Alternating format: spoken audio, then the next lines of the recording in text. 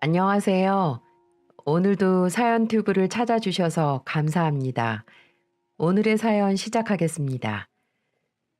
안녕하세요. 저는 얼마 전에 화려한 싱글로 돌아온 여자입니다. 이혼녀라는 소리는 듣고 싶지 않아서 화려한 싱글이라고 인사드렸는데 솔직히 아직도 믿겨지지가 않고 어색하기만 합니다. 여러분들도 공감하시겠지만 시댁과의 문제는 대한민국 며느리들의 공통된 고민거리죠. 작게는 용돈 문제부터 시작해서 크게는 명절, 제사 문제까지 예상치 못한 시댁과의 문제들 때문에 남편과 갈등이 빚어지기도 합니다. 사연 튜브에서 전해주는 다른 분들의 이야기를 들어봐도 각양각색의 시댁 문제들이 며느리의 골머리를 썩게 만드는 걸 보면 아직 우리나라 뿌리 곳곳에 남아있는 유교적인 사상은 어쩔 수 없는 것만 같네요. 남자는 하늘, 여자는 일하는 벌레. 여자는 무조건 시어머니 말에 복종해야 되고 여자는 임신해서 애만 잘 낳으면 그걸로 장땡이라고 생각하시는 분도 아직 많더라고요. 같은 여자 입장에서 내가 남자가 아닌 여자로 태어났다는 게 어떨 때는 한이 될 때도 있는 것 같습니다. 저 역시 이 시댁 문제 때문에 복장이 터지다 못해 입에 거품을 물 만한 경험이 있었는데요. 아마 제 사연을 들으시면 세상에 이런 시댁도 다 있구나 이러면서 혀를 차실지도 모르겠습니다. 사실 이런 문제를 공개한다는 게 부끄럽기도 하지만 근심을 푸는 장소라는 뜻을 가진 해우소처럼 이렇게라도 속 깊은 곳에 맺힌 응어리를 풀어볼까 합니다. 저는 결혼 전 어린이집의 교사였습니다. 담당하고 있는 애들은 물론 학부모들 사이에서도 친절한 오소리 선생님이라고 소문이 나 있었죠. 제 이름이 오소은이어서 애들이 붙여준 별명입니다. 아이들을 돌본다는 게 결코 쉬운 일은 아니지만 저에겐 천직 같은 직업이었어요. 천진한 아이들을 매일 보며 돌보는 일이 정말 즐겁고 보람찼거든요. 이유 없이 제게 친절한 오소리 선생님이란 별명이 붙은 게 아니랍니다.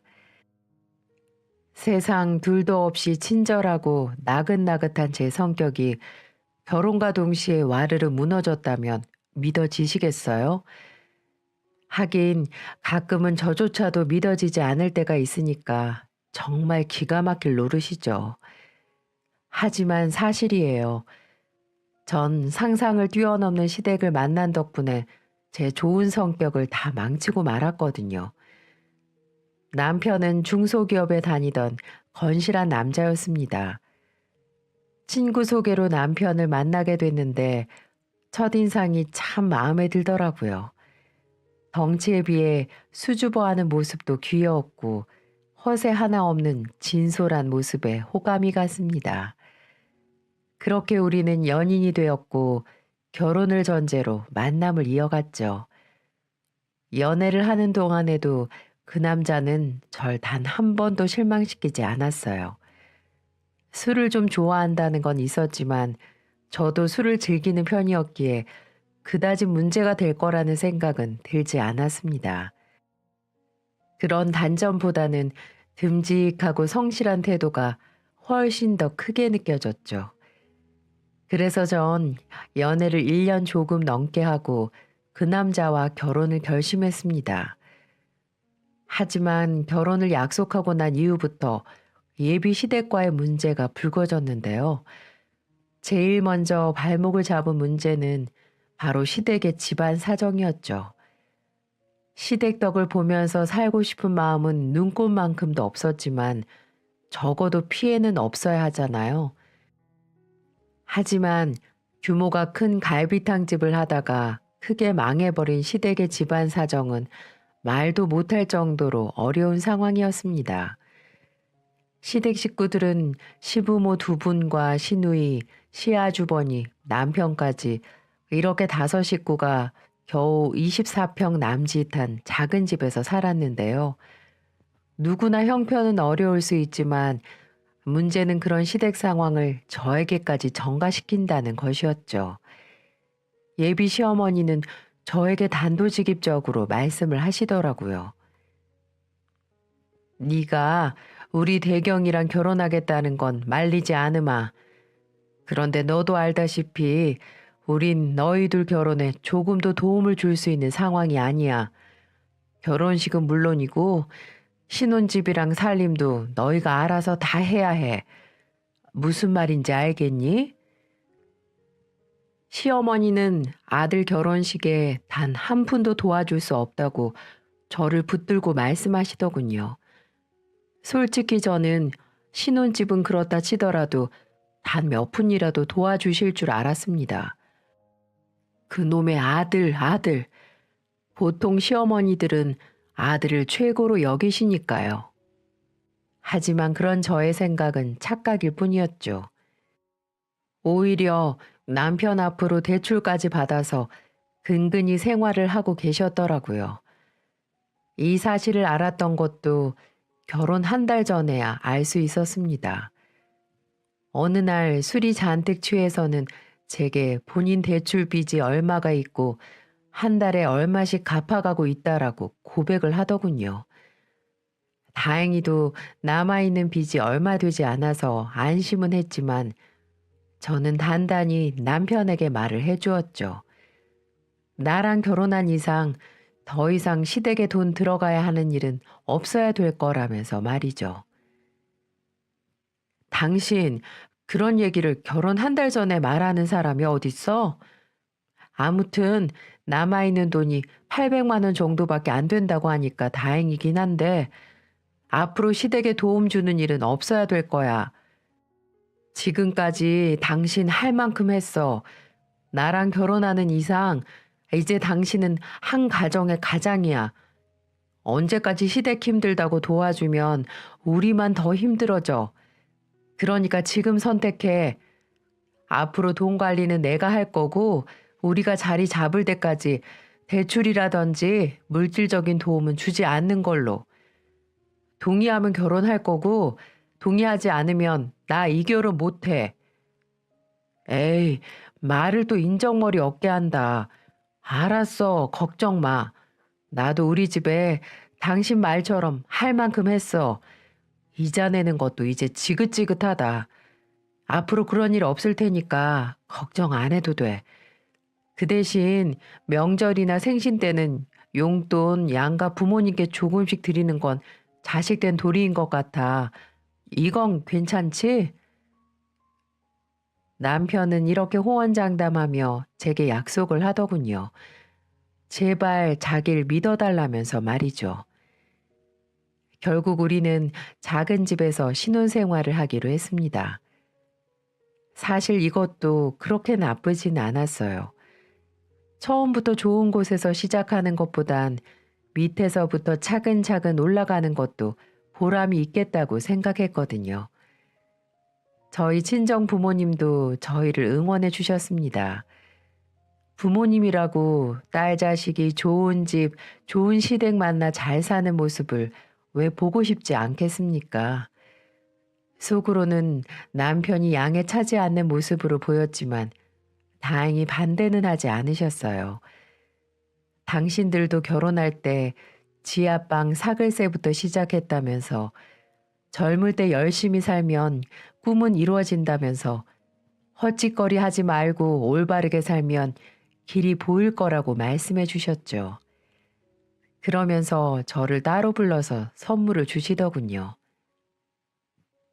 딸, 이거 너 결혼할 때 주려고 예전부터 모아놨던 건데 이거 우선 통장에 넣어놔라. 통장에 돈이 있어야 시집살이도 버틸 수 있는 거야. 얼마 안 되지만 꼭 필요할 때 쓰도록 해. 난 아직도 우리 딸이 시집을 간다는 게 믿겨지지가 않아. 엄마 아빠가 항상 응원할 테니까 우리 멋지게 잘 살아보자. 사랑한다 우리 딸. 부모님은 장롱 속에다 꼭꼭 숨겨둔 3천만 원을 그렇게 제게 주셨습니다. 제게는 너무 큰 돈이었어요. 그날 밤 엄마 손을 잡고 얼마나 울었는지 모르겠네요. 엄마 눈을 보니 마치 시집을 보내기 싫은 눈초리셨거든요. 왜 그때는 부모님의 심정을 이해하지 못했을까요? 정말 제 자신에게 화가 나기만 합니다. 아무튼 저는 그렇게 남편 하나만 믿고 결혼식을 준비하게 됐습니다. 신혼집 구하는 것도 참 쉬운 일은 아니더군요. 어찌나 집값이 비싼지 우리가 가지고 있는 돈으로는 아파트는커녕 일반 주택도 겨우 들어가는 수준이었어요. 그렇다 보니 남들보다 결혼 준비를 2배, 3배 힘들게 할 수밖에 없었고요. 참 힘이 들더군요. 다가오는 결혼 날짜에 맞춰 정신없이 뛰어다녀야 했습니다.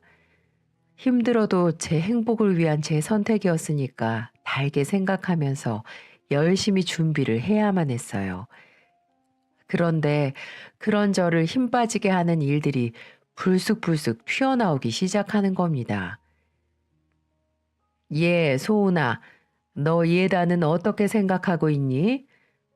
네? 예단이요?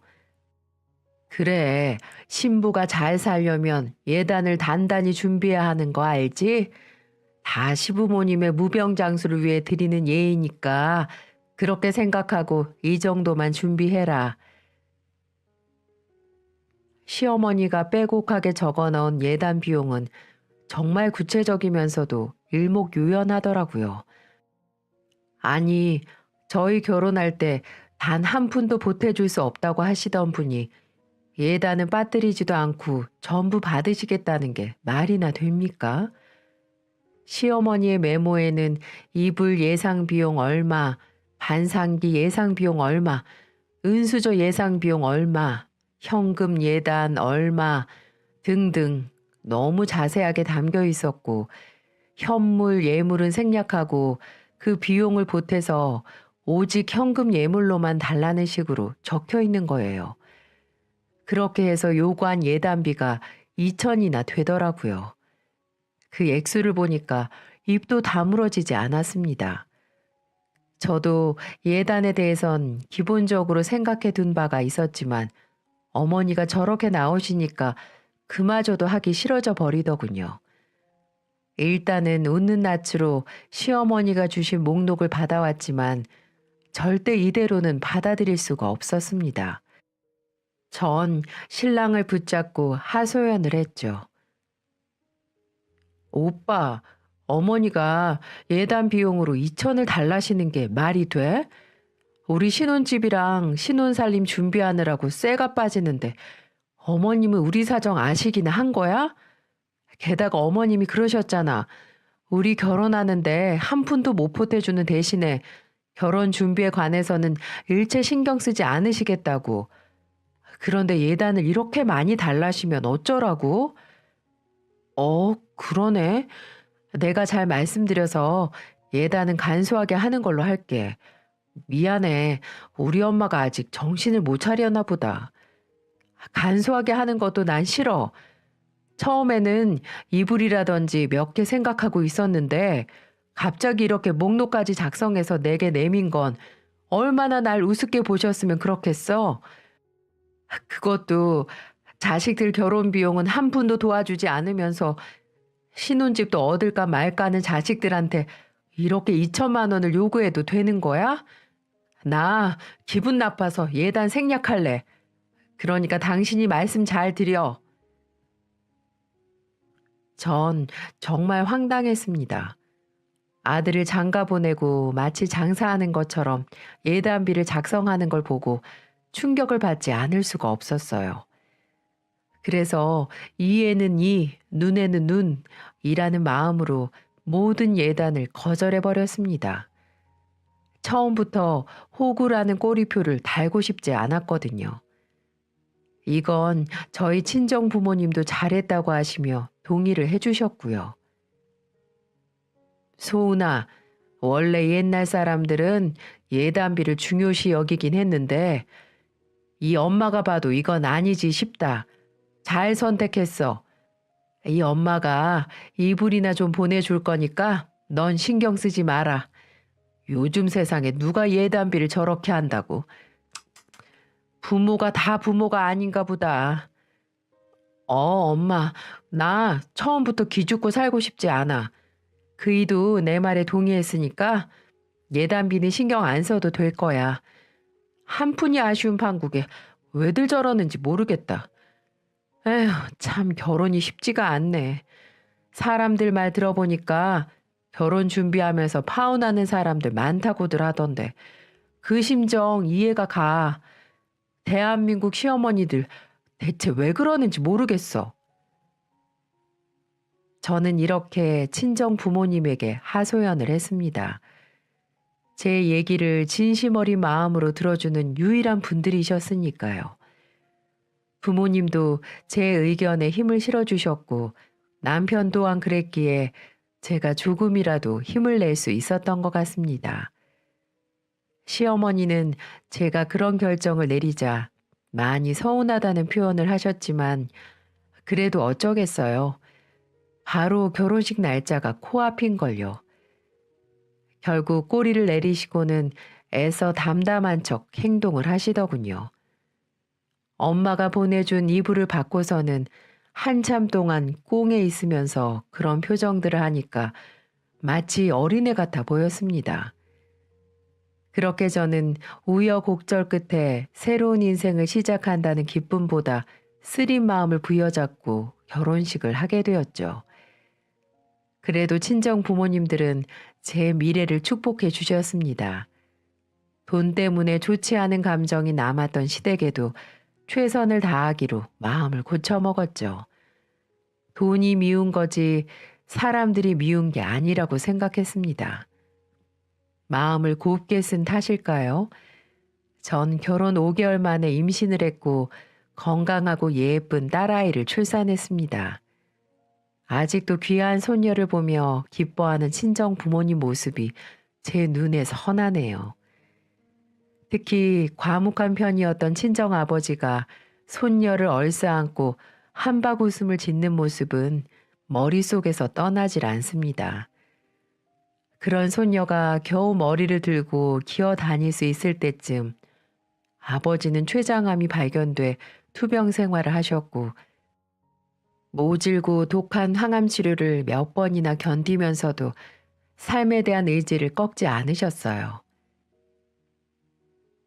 우리 어여쁜 손녀딸 유치원 가고 학교 가는 건 보고 죽어야지. 운동회도 가고 소풍도 따라가서 맛있는 것도 사주고 그래야지. 친정 아버지는 병원에 누워 계시면서도 제게 그런 말을 입버릇처럼 하셨어요. 저도 그런 아빠가 분명 병을 털고 일어날 수 있을 거라고 믿었죠. 하지만 하늘도 무심하시죠. 결국 아버지는 손녀가 유치원에 가는 걸 보지도 못하고 세상을 뜨고 말았습니다. 흔히들 회복하기 어려운 환자를 두고 마음의 준비를 하라는 말을 하지 않습니까? 저희 식구들도 의사에게 그런 말을 들었죠. 그래서 호스피스 병동이며 납골당이며 여러모로 준비를 하면서 마음을 다잡고 있었는데요.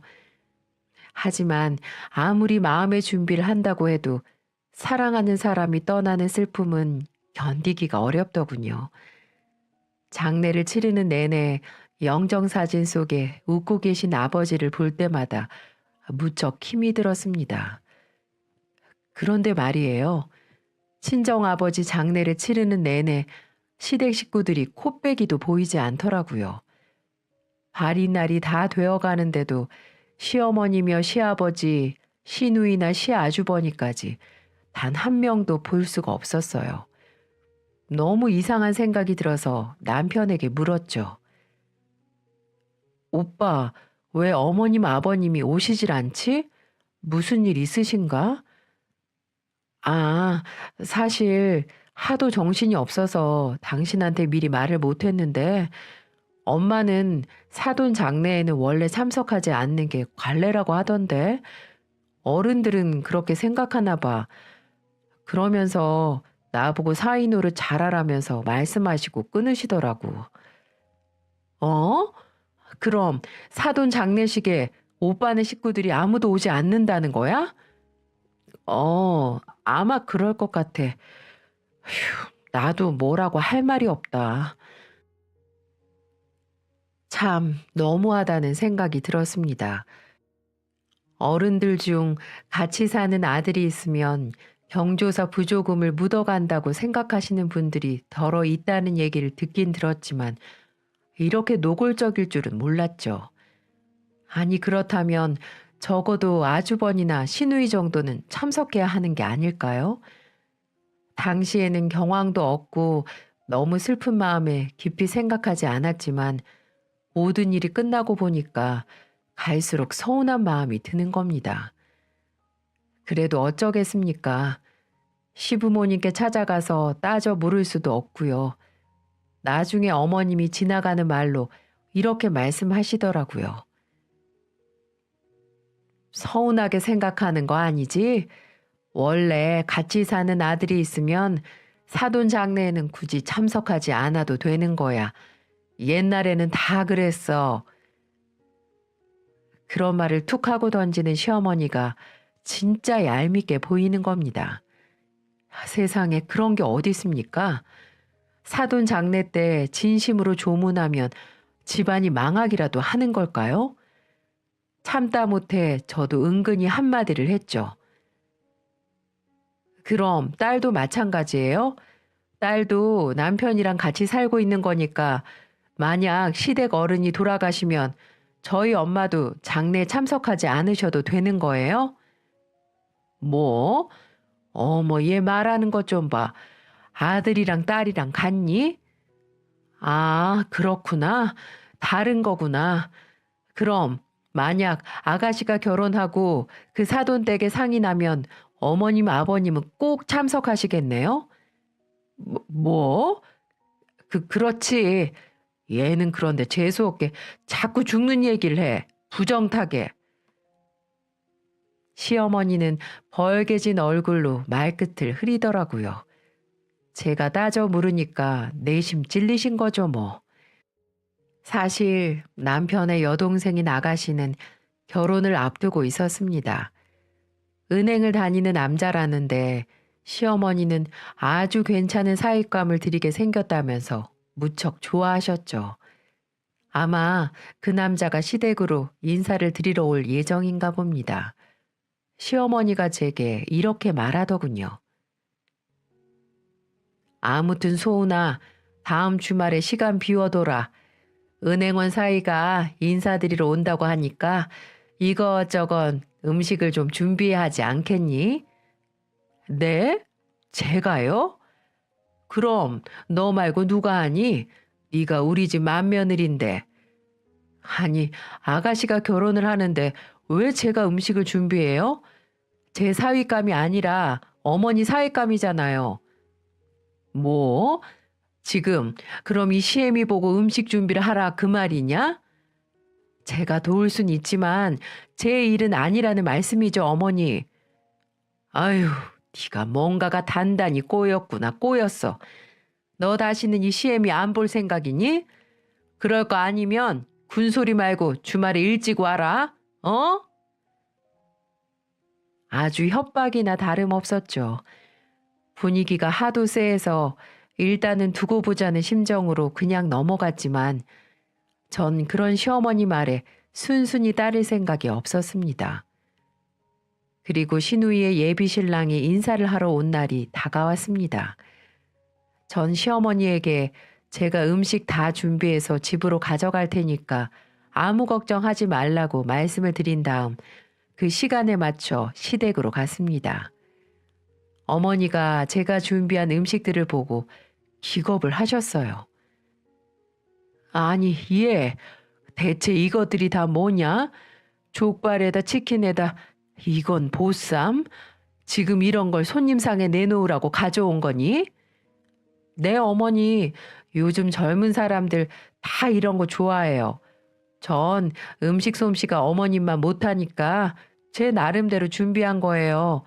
여기 초밥도 사왔어요. 제가 아가씨 때문에 돈을 얼마나 썼는지 모르겠네요. 다 가족이니까 제가 이렇게 신경 쓴 거예요.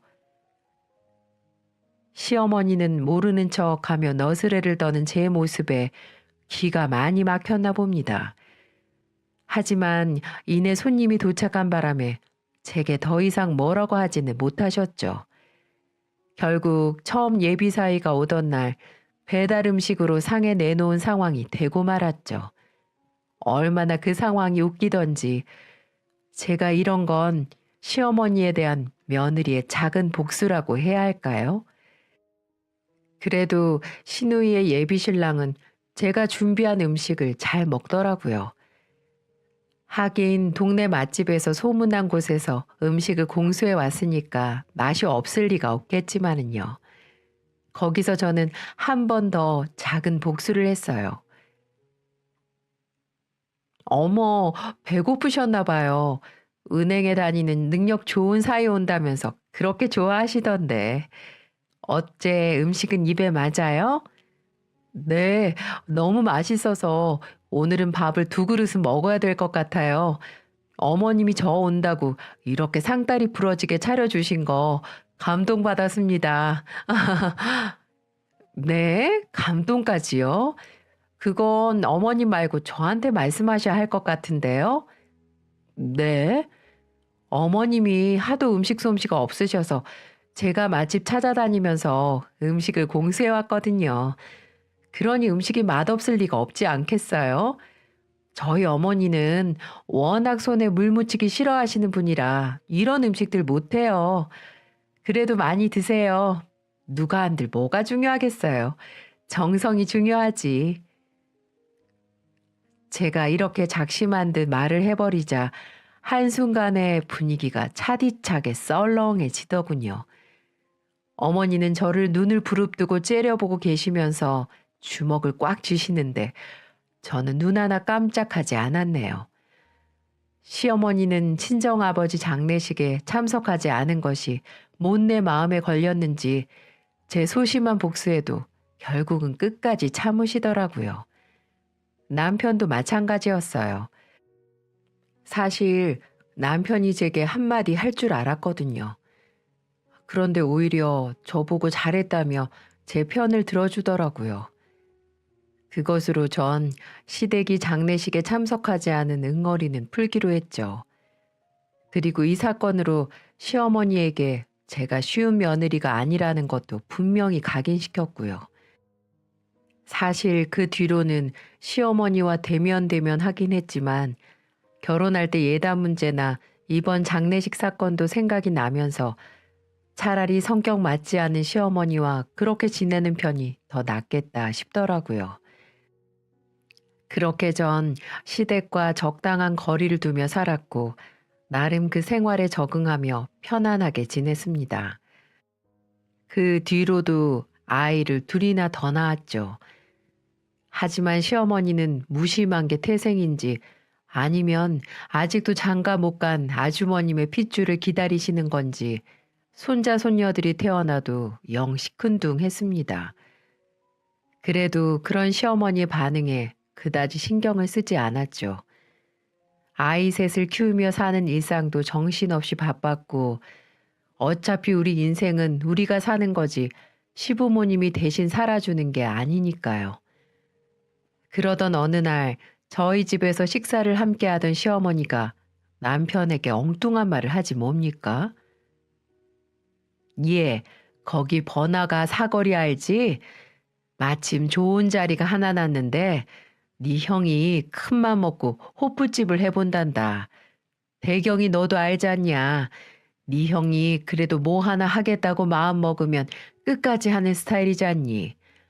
장남이 일 한번 해보겠다는데 부모 형제들이 도와야지 어떡하겠냐?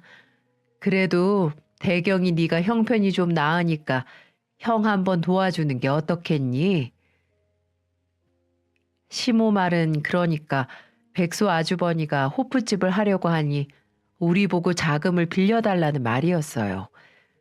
전 화들짝 놀라고 말았죠. 한두 푼도 아니고 억소리가 나니까 당연히 놀랄 수밖에요.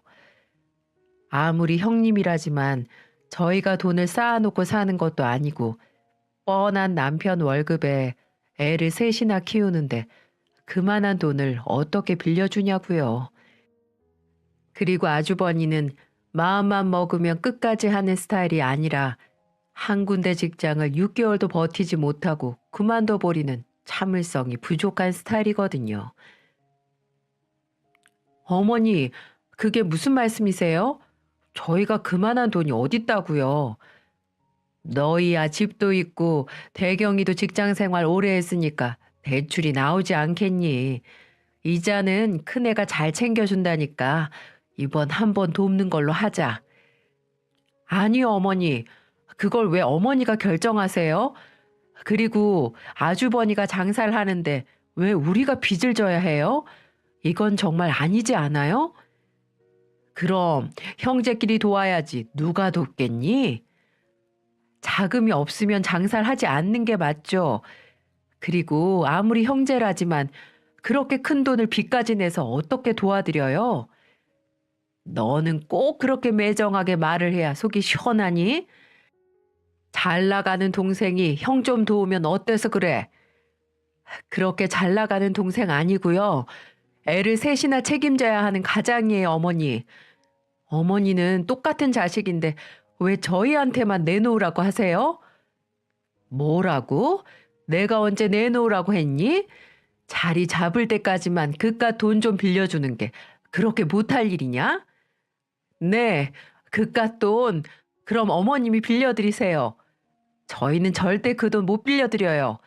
사정도 안 되고요. 그래, 됐다 됐어. 독한 마누라 때문에 형제 사이 이렇게 점점 멀어지겠구나. 네가 이래서 어디 대경이가 눈치 보여서 살겠니? 시어머니는 제게 독서를 쏟아내곤 집으로 돌아가셨어요. 솔직히 좀 더 부드럽게 거절할 수도 있었겠지만 아마 그랬다면 어머니는 절대 포기하지 않았을 거예요. 그리고 마음 약한 남편이 덜컥 빌려줄까봐 그래서 일부러 더 세게 말한 것도 있습니다. 아니나 다를까 남편이 제게 불만을 토로하더라고요. 여보, 엄마가 그냥 물어보신 건데 왜 그렇게 야박하게 굴어? 엄마 서운하시겠다. 야박하다니, 이건 야박하다고 하는 게 아니라 단호하게 말씀드렸다고 하는 거야. 그럼 오빠는 아주버니한테 그렇게 큰 돈을 빌려줄 생각이야? 아니, 그런 게 아니라. 그럼 오빠도 정신 똑바로 차리고 아닌 건 아니라고 말씀드리란 말이야. 지금까지 결혼 생활 하는 동안 우리에게 숟가락 하나 사주지 않았으면서 왜 이렇게 원하느냐 말이야. 그렇다고 우리가 가끔 용돈을 안 드리는 것도 아니잖아. 이젠 하다 하다 안 돼서 아주버니까지 챙기라고? 난 절대 그렇게는 못해. 당신도 아무리 자식이라지만 호구되기 싫으면 가만히 있어. 남편은 이렇게 제가 못을 박으니 알았다고는 했습니다. 하지만 제게 제대로 뒤통수를 때리더군요. 정말 이 지긋지긋한 집구석. 결국 아주버니는 호프집을 열었습니다. 아마 시어머니가 살고 있는 집을 담보 잡혀서 빌려드린 모양입니다. 그때는 시댁에 빚이 없는 상태였기에 통 크게 아주버님을 밀어주는 걸로 보였습니다. 우리가 결혼할 때는 단 한 푼도 내주지 못하겠다고 선언하시던 분이 장남 사업 자금은 금세 나오는 꼴이 참 씁쓸하더라고요. 하지만 절대 돈을 빌려주지 않아야 한다는 제 생각은 여지없이 딱 들어맞았습니다. 어느 날 형 전화를 받은 남편이 제게 넌지시 말해주더라고요. 에휴, 형 가게 접는다는데? 뭐? 벌써? 아직 2년도 안 됐잖아. 그렇긴 한데 형 말로는 수지 타산이 너무 안 맞나 봐. 월세도 너무 비싸고 인건비에다가 물건값 이것저것 제외하면 마이너스가 큰가 봐. 아무리 팔아도 적자만 난다는 거야. 직원도 줄여보고 자기가 주방도 들어가 보고 했는데도 인건비 건지기도 힘든가 보더라고. 거봐, 내가 뭘 했어. 아주버님은 장사할 스타일이 아니라니까. 그리고 요즘 시국에 장사하는 사람이 어딨어? 내가 그렇게 말릴 때 들었어야지. 아유, 큰일 났네. 그 가게 여느라고 돈이 상당히 많이 들어갔을 텐데. 아주버님의 호프집은 2년을 버티지 못하고 폭삭 망해버리고 말았습니다. 제법 목이 좋은 곳에 자리를 잡았지만 그만큼 새도 비쌌고요. 사람한테 사근사근하고 친절해야 단골도 생기고 하는 건데 제가 본 아주버님의 성격으론 어림도 없는 일이었죠. 인테리어며 권리금이며 들어간 돈은 상당한데 이건 뭐 투자 금액의 절반도 건지지 못했답니다. 그 덕에 어머님은 매달 불입해야 할 이자에 허덕일 수밖에 없었죠. 나쁜 일은 한꺼번에 닥친다고 했던가요? 아주버님의 사업이 망하자마자 시누이가 이혼했다는 소식이 또 전해졌습니다. 은행원 사위를 뒀다고 좋아했던 어머님에겐 하늘이 무너지는 소식이었죠. 시누이는 성격 차이 때문에 못 살겠다고 떠들었지만 음주 가무 좋아하고 개떡 같은 성격을 가진 시누이를 어떤 남자가 잘 받아줄 수 있었을까요? 안 봐도 비디오였습니다. 그 뒤로 저도 시댁을 몇 번 들여다봤습니다만 그 좁아터진 집에서 시부모님과 아주버니 그리고 다시 돌아온 시누이까지 복작복작 지내고 있더군요. 다 큰 자식들을 다시 키워야 하는 시부모님 심정은 어땠을까요? 참 한심하기 짝이 없더군요. 저희 집하고 참으로 비교가 되더군요. 저희 친정집은 48평형 아파트인데요. 아버지가 돌아가시고 난 뒤 어머니와 남동생 둘만 살고 있었거든요. 그러니 시댁을 친정집이랑 비교하면 제 눈엔 정말 복잡해 보일 수밖에 없었죠. 그렇게 기세 좋던 시어머니도 얼굴에 그늘이 져선 한숨을 푹푹 쉬는데 치근한 생각까지 들더라고요. 하지만 무작정 장남을 지원한 어머니 잘못이니까 누구를 탓할 순 없죠. 자칫 제가 시어머니 꼴이 될 뻔했다고 생각하니까 등골이 서늘해지더라고요. 하지만 시댁의 불행이 제게도 번져버린 걸까요? 그로부터 몇 년 뒤 유방암을 앓고 있던 친정엄마가 투병 생활 1년을 견디지 못하고 돌아가시고 말았습니다. 아버지를 떠나보내고 나서 엄마까지 연이어 암으로 보내야 했으니 제 마음은 뻥 뚫린 듯 황망하기 그지없었습니다. 언제나 제 편이 되어주고 저를 아껴주던 엄마, 너무 가슴이 아팠습니다. 하지만 떠난 엄마를 추억할 겨를도 그리 길게 가질 수 없었네요. 전 새 아이를 돌봐야 할 엄마였고 아이들은 슬퍼하는 엄마를 잘 이해하지 못했습니다. 그렇다고 남편이 그런 절 위해서 힘이 돼주는 것도 아니었어요. 첫째 때는 육아나 집안일을 적극적으로 도왔던 남편도 둘째, 셋째 때는 그때만큼 돕지 않더라고요. 툭하면 잦은 술자리를 가졌고 주말마다 꼬박꼬박 조기 축구는 빠지지 않으면서도 집안일에는 소홀했죠. 이 문제로 여러 번 티격태격했지만 남편에게서 개선될 여지는 보이지 않았습니다. 그래서 저도 더 이상 기대하지 않고 포기한 지 오래였어요. 친정엄마의 장례를 치른 후 남동생이 제게 이런 말을 하는 겁니다. 누나가 조카들이랑 이 집에서 살아. 여기 애들 학교 다니기도 좋고 집도 넓잖아. 난 어차피 결혼 약속한 친구가 있어서 그 집에서 지내려고 해. 뭐? 그럼 동거를 한다는 거야? 우리 결혼하기까지 오래 걸리지 않을 거야. 여자친구가 회사에서 맡은 프로젝트가 있는데 연말에 그거 끝나면 내년 초쯤에 결혼하려고. 그러니까 누나 매형이랑 널찍한 곳에서 살아. 참 배려심이 깊은 동생이었습니다.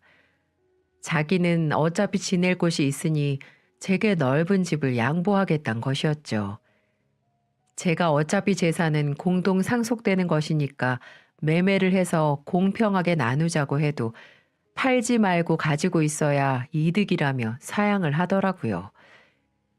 결국 저는 동생의 제안을 받아들이기로 했습니다. 조금 있으면 애들이 커서 사춘기가 접어들 텐데 공부방도 하나씩 만들어주고 싶었거든요.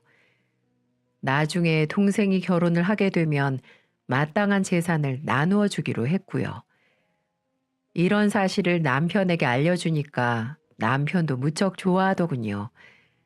이제 애들 데리고 더 넓은 집에서 살 수 있으니까 싫을 이유가 하나도 없었죠. 그래도 남편이 대놓고 좋아하니까 왠지 모르게 서글픈 생각이 들더군요. 남편의 머릿속엔 장모가 세상을 떠났다는 슬픔보다는 큰 집이 생겼다는 기쁨이 더 큰 것처럼 보였습니다. 어쨌든 현실은 현실이니까 씁쓸한 감정을 삼키고 이사 준비를 하고 있었습니다. 그러던 중 시어머니가 저희 집에 박스를 몇 개씩이나 들고 찾아오셨더라고요. 전 이 모습을 보고 기함을 하고 말았습니다. 어찌나 사람이 이렇게 간사한지. 엄마 장례식에도 안 온 양반이 집을 큰 곳으로 옮긴다고 하니까 쥐새끼처럼 찾아오더군요. 어머니, 들고 오신 게 뭐예요? 이거 한약인데 애들이랑 너희들 먹으라고 좀 지었다. 한약이요? 갑자기 웬 한약이에요? 내가 잘 아는 한의원이 있는데 성장기 어린이한테 좋은 약을 좀 달랬더니 이거만한 게 없다면서 지어주더구나. 약 지은 김에 대경이랑 네 것도 한 채씩 지었지. 부모들이 건강해야 자식들도 잘 크는 거잖니. 어휴, 그래도 한꺼번에 이렇게나 많이 지으셨어요? 돈도 꽤나 들었을 텐데. 내가 니들한테 언젠가 보약 한 채씩 지어줘야지 했는데 이제야 해주는 거야. 그러니까 부담 갖지 말고 잘 챙겨 먹어라. 네. 저는 이때까지만 해도 시모의 검은 속내를 알지 못했습니다. 그런데 슬슬 숨겨진 발톱을 꺼내기 시작하더군요. 우리 아들한테 얼마 전에 들었는데 사부인이 계셨던 본가로 이사 가기로 했다고? 어머, 그 얘기를 벌써 들으셨어요? 네, 아직 동생이 살고 있어서 확실히 날짜가 잡힌 건 아닌데 아무래도 그 동네가 애들 키우기도 좋고 학군도 좋고 해서 옮기는 게 좋을 것 같아서요. 그건 그렇지. 사돈댁 위치야 두말할 나위 없이 좋지. 평수도 꽤 되지 않나? 네, 48평대 아파트죠. 그래, 48평대면 정말 운동장처럼 넓겠구나. 애들 키우면서 살기엔 너무 넓지 않을까? 넓긴요. 애가 셋인데요. 다섯 식구 살다 보면 그 평수도 은근히 부대껴요. 아무리 그래도 우리 집만 하겠니? 너도 알다시피 24평대에서 네 식구랑 살아봐라. 숨이 턱턱 막힌다니까. 하긴 어머님네는 내 식구 살기엔 좀 좁긴 하죠. 그래서 말인데 혹시 본가로 들어가면 말이다. 당분간만 네 아주버니랑 시누이랑 살면 안 될까? 네? 누구랑 살라고요? 네 아주버니랑 시누이 말이다. 그곳에서 좀 살면 안 되겠냐고. 너희들 집이 대궐처럼 넓으니까 한두 명쯤 같이 살아도 괜찮지 않겠니? 그렇다고 영원히 데리고 살라는 말은 아니고 걔네들이 그쪽에서 좀 직장도 잡고 자리 잡을 때까지만이라도 말이다. 어머니, 그게 무슨 소리예요? 그러니까 저보고 아주버니랑 아가씨를 모시고 살란 말이에요? 한 집에서요? 사돈댁 집이 방이 4개가 아니냐. 너희 부부가 방 하나 쓰고 애들 셋 한 방 쓰면 방이 2개나 남잖니. 그러면 걔네들 방 하나씩 쓰면 되잖아. 전 시어머니가 농담처럼 말씀하시는 줄로만 알았습니다. 저희 집이 방이 4개든 5개든 왜 40이 넘는 아주버니와 시누이를 데리고 살라는 건지 이해가 되질 않았어요. 하지만 어머님은 진심이었습니다. 소은아, 네가 여태껏 내 부탁은 한 번도 들어주지 않았잖니. 그러니까 이번만큼은 네가 좀 양보를 해주거라. 너도 알다시피 우리 집은 내 식구 살기엔 너무 비좁잖니. 50평 가까운 집에서 살게 됐으면 네가 좀 배려를 해줘. 어머니, 말이 되는 말씀을 하셔야죠. 저희 집에서 아주버니랑 아가씨를 어떻게 데리고 살아요? 저 애 셋이나 키우는 사람이에요, 어머니. 그래, 누가 뭐랬니? 그러니까 당분간이라고 말하잖아. 네 아주버니도 아가씨도 그 지역에서 직장 잡기가 더 쉬우니까 하는 소리잖니. 넌 어떻게 된 애가 잘 들어보지도 않고 도끼 눈부터 뜨고 그래. 그게 그 말이지 뭐예요. 두 사람이 직장 잡고 자리 잡을 때까지 모시고 살라는 게 말이나 되는 얘기예요? 어머니, 대체 저한테 어디까지 바라시는 거예요? 얘가 정말 네가 언제 내가 바라는 거 시원하게 해준 적이라도 있어? 누가 들으면 잘난 며느리가 나 호강시켜준 줄 알겠다, 얘. 어머니, 제발 좀 그만하세요. 무슨 말 같지도 않는 말씀을 자꾸 하시는 거예요? 뭐? 말 같지도 않은 말? 넌 아니면 아닌 거지. 시애미한테 못하는 말이 없어? 어쩐지 한약을 지어왔다 싶었습니다. 결국 어머니는 언감생심 이런 엄청난 걸 요구하기 위해서 약을 준비한 겁니다. 물론 그 약 정도로는 제게 먹힐 리가 없지만은요. 하지만 전 시어머니의 이런 태도에 정말 진절머리가 났어요. 대체 제가 전생에 무슨 죄를 지었길래 이런 시어머니를 만나서 마음고생을 해야 하는지 이해할 수가 없었습니다. 저는 남편이 퇴근하자마자 시어머니의 어처구니 없는 제안을 얘기했죠. 그런데 길길이 날뛰어야 할 남편이 이상한 태도를 보이는 겁니다. 엄마 말이 맞긴 하지. 집이 좁긴 좁잖아. 엄마 말대로 그렇게 해주자. 집안일도 시누이랑 같이 하면 당신도 좀 덜 수고롭고 말이야. 안 그래? 뭐야? 그걸 지금 말이라고 해? 그러니까 나보고 두 분을 모시고 살란 말이야? 지금 당신 진심으로 말하는 소리야? 어, 자리 잡을 때까지만 우리가 도와주자. 가족 좋다는 게 뭐야? 뭐? 가족 좋아하시네. 도움은 하나도 안 되고 피해만 주는 게 가족이야? 열받게 하지 마라. 아니면 말고. 아, 그럼 이러면 어때? 여기 우리 집 있잖아. 우리가 이사 가면 지금 우리 살던 집 전세 주지 말고 형 살라고 하면 어때? 이건 괜찮지. 우리 집 장남이잖아. 뭐라고? 이 집 내가 대출 받아서 내 명의로 산 거야. 잊었어? 이 집을 왜 내가 아주버니께 줘야 하는데? 정말 말이면 단 줄 알아? 내가 열받게 하지 말라고 말했지. 마지막 경고야? 아니, 뭐 공짜로 주자는 건 아니고 그냥 엄마 집이 좁아서 힘드니까 당분간 나와서 살라고 하자는 거지. 어차피 전세 내줘도 나중에 돌려줘야 하는 건데 그러면 쌤쌤 아니야? 진짜 사람이 어떻게 그렇게 야박하냐? 인정머리가 없어가지고는. 정말 어이가 없었습니다. 모자가 쌍으로 열받게 하는데 남편은 아무래도 핏줄 따라갈 모양입니다. 그간 빚밖에 없는 남편 믿고 살아온 제 세월이 참 허망하게 느껴지더군요. 저는 그날 남편과 대판했습니다. 다음 날 저 홀로 시어머니 댁에 찾아갔어요. 대문을 여신 어머니가 놀란 토끼 눈을 뜨고 절 쳐다보더라고요. 집에는 아주버니와 시누이도 함께 있더라고요. 아니, 네가 연락도 없이 웬일이니? 드릴 말씀이 있어서요. 그래? 일단 들어오너라. 아니요. 그냥 여기 서서 말씀드릴게요. 모두에게 해당하는 사항이니까 잘 들으세요. 모두의 시선이 현관에 서 있는 제게 집중됐어요. 전 딱 부러지는 목소리로 분명히 말씀을 드렸죠. 저 애들 아빠랑 이혼하기로 했습니다.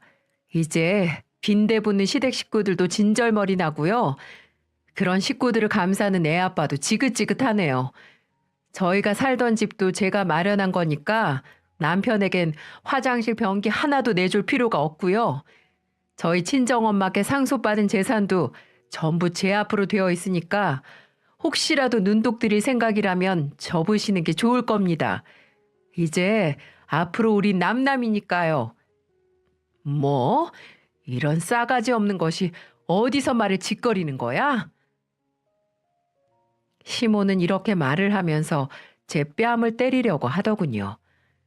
저는 그 모습을 보고 시모 손을 낚아채서 힘껏 잡아당겨 버렸습니다.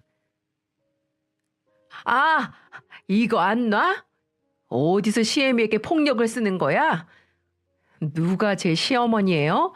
전 당신 같은 시어머니 둔 적 없어요. 이제 안 한다고요. 어디서 함부로 손찌검을 하려고 하세요? 저 열받게 하지 마세요. 저 눈 돌아가면 무섭습니다. 아시겠어요? 저는 이렇게 큰 소리를 치며 이혼을 선포하고 문을 박차고 나와버렸네요. 그리고 저는 곧바로 변호사를 선임해 이혼 소송을 진행했습니다. 남편도 혼자서 애들 키우는 게 힘든지 순순히 양육권을 넘겨주더군요. 그 전에 제게 잘못했다고 애걸복걸하며 무릎까지 꿇어가며 애원했지만 제 마음이 변하지 않는다는 걸 안 남편은 결국 저를 놓아줄 수밖에 없었습니다. 그리고 이 남편이 제게 어떤 걸 사기쳤냐면요. 아주버님 가게 하실 때 저 몰래 5천만 원을 빌려줬더라고요. 그동안 제게 숨기고 아주버님 대출 원금과 이자를 내고 있었던 거였어요. 어휴, 이것만 생각해도 제 속이 터지네요. 이것뿐만이 아니라 시누이 카드값도 몰래 내주고 있었던 거 있죠? 결국 나중에 들통이 날 걸 왜 제게 숨겼는지 모르겠어요. 부부 사이에 이렇게 속이고 살아도 되는 건가요? 결국 지금은 대출이자 내는 것도 힘들어 매일 술을 달고 산다고 하더군요. 한마디로 폐인이 돼버린 거죠.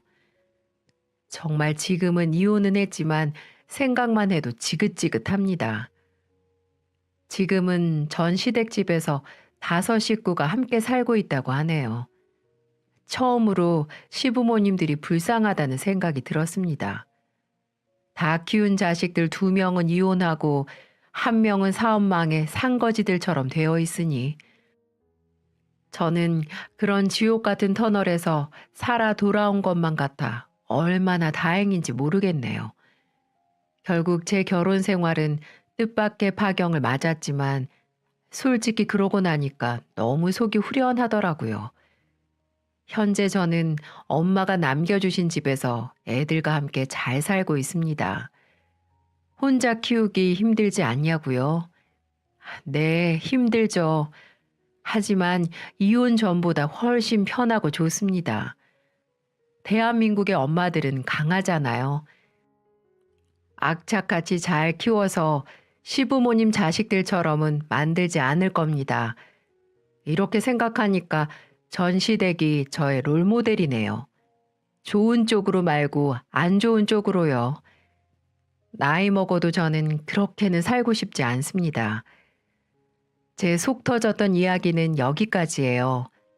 여러분들은 제 이야기 어떻게 들으셨나요? 아마 이 사연 들으신 분들은 그래도 시댁도 가족인데 도우면서 살면 되지 굳이 이혼까지 하냐고 말씀하실 분도 계실 텐데 아마 같이 살아본 분들은 그렇게 말씀하지 못하실 것 같네요. 제가 여기에 적은 남편에 관한 내용들은 극히 일부분들이니까요. 비록 지금은 이혼녀라는 꼬리표를 달았지만 아이들 엄마로서 열심히 살아가려고 해요. 저만 바라보는 아이들이 있으니까요. 다시는 이런 사연 적을 일이 없도록 참되고 올바르게 살아가도록 노력하겠습니다. 이걸 보시는 여러분들도 항상 건강하시고 행복하셨으면 좋겠습니다. 긴 이야기 들어주셔서 감사합니다.